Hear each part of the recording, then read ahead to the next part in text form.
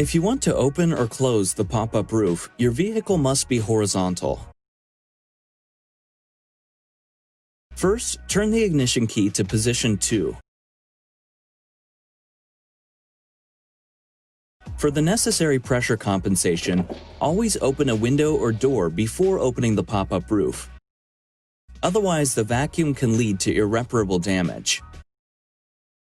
Then call up the pop-up roof menu on the central control panel.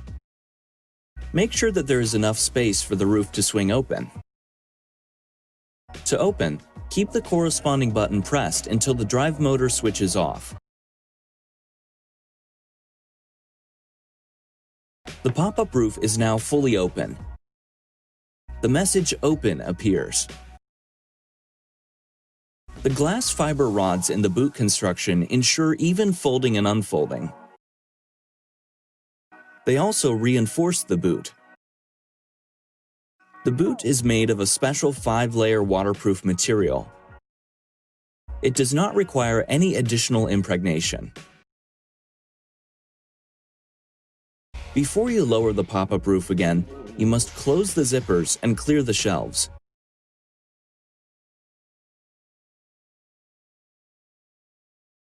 The reading lamps must be switched off and cooled down.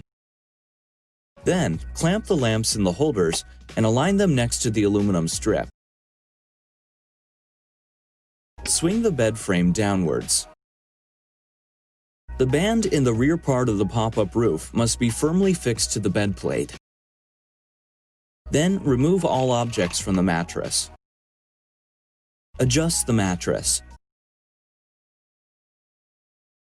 Then, check the contact surfaces of the pop-up roof from the outside.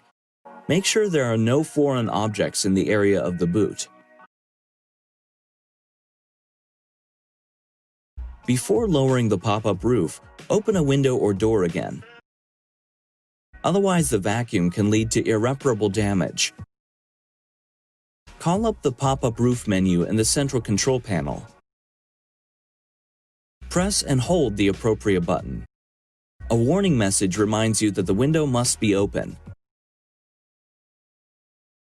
Press the button again until the pop-up roof automatically stops after 2/3 of the distance. Pull out any convex folds inwards. Then press the same button until the drive motor switches off. The message "Closed" appears on the central control panel. The pop-up roof is now locked.